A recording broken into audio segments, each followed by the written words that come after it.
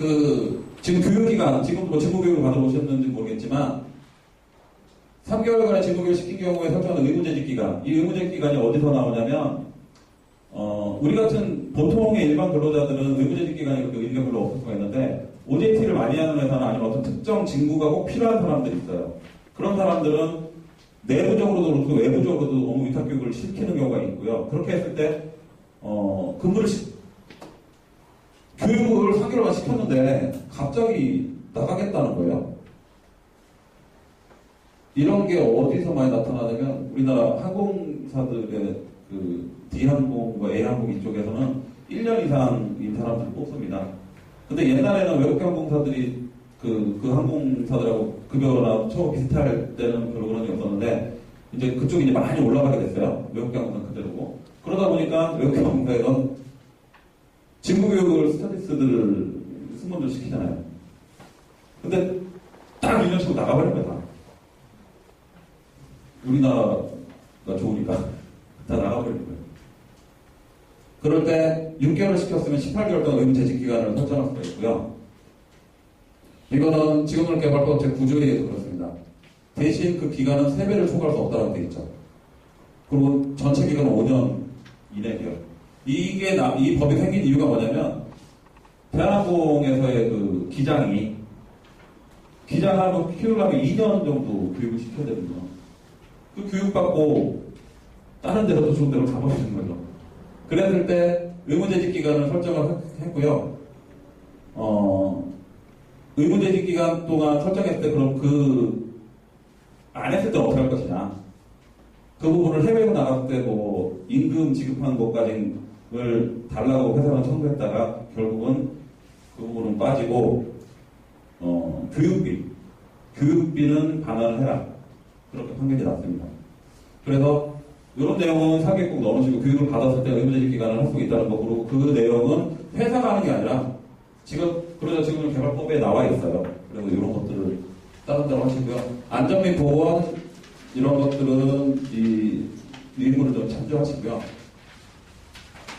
작업환경 특정, 건강진단, 이 건강진단도 그 사무직은 2년에 한 번, 평가직 1년에 한 번 꼭 하셔야 될 것 같고요.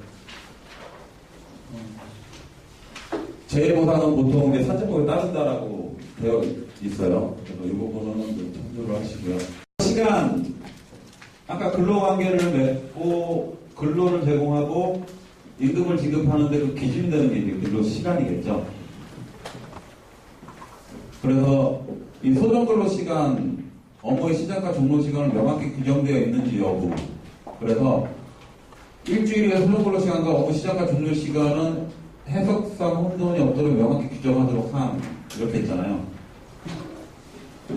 그리고 1일 일주의 소정근로 시간이 법적으로 한도를 초과하는 경우에 변경하도록 하고 내용이 있는데 이 소정근로 시간이란 말을 많이 들어보셨죠? 소정근로 시간이라는 건 법정 근로시간 내에서 당사자 간에 근무하기로 합의한 시간을 얘기합니다. 그게 정의예요. 그리고 소정근로 시간은 하루 8시간, 일주 40시간을 넘어갈 수가 없습니다. 근데 이제 질문이 이렇게 들어오죠. 이번에 주 40시간제가 5인용 사업장으로 확대가 되면서 40시간뿐이 근무시킬 수 없습니까? 근데 그 소정근로 시간이 40시간이라는 거지 실제 근로시간이 40시간을 하라는 얘기는 아니에요. 대신 그 40시간이 넘는 시간은 연장근로 시간이 되고 아니면 휴일근로 시간이 되기 때문에 그 부분에 대해서는 당사자 간에 일주 12시간 정도 연장근로를 할 수 있다는 조항에 따라서 합의해서 연장근로를 할 수가 있는데 실은 할 때마다 합의 보기가 어렵잖아요. 그래서 보통 근로계약서에 일주 12시간을 상대로 연장근로를 한다라고 보통 이제 쓰는 것 같더라고요. 그렇다고 해서 40시간, 이 소정근로 시간만 근무하는 거냐? 그렇진 않고.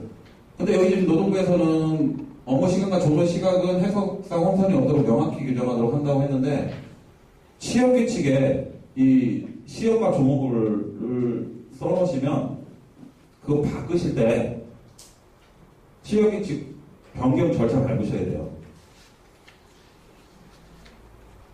그러면 근로시간 하나 바꾸는데 근로자 다 모아갖고 설명하고 사인받고 그게 뭐 불이익한지 또 이익한지 따져봐야 되고 그런 일이 발생한다. 그래서 시효과 종업시간은 별도로 빼요, 보통.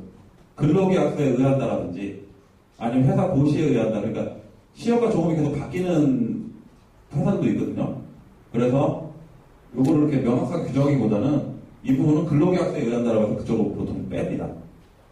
저희가 이번에 이 정도 지정을 하는데 출퇴근 시간을 기재를 하라고 이렇게 지도가 되는 겁니다. 그렇게 안 해도 근로계약서에 의한다고 되는 건가요? 그렇죠. 근로계약서에 의한다라고 근로계약서 보여주면 되죠. 근데 감독관은 명시하라고 하더라고요. 근데 그 부분은 아까 우리 그 심사 요령에서 제일 마지막 부분 네 번째 부분이 취업규칙에서 별도로 빠져나가 있는 부분을 첨부해서 넣으면 돼요. 예. 그래서 심사 요령에 의해서 이렇게 해서 근로계약서를 빼고 근로계약서를 첨부합니다라고 공문 보내면 감독관은 심사 요령에 딱 맞기 때문에 뭐라고 할 수가 없는 거예요. 예.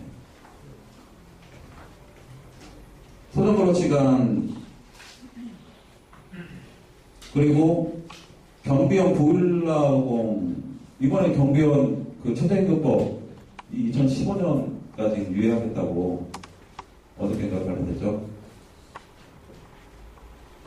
보통 감단직 그리고 잠깐만 여기 탄력적 근로시간대, 성격적 근로시간대, 재력 근로시간대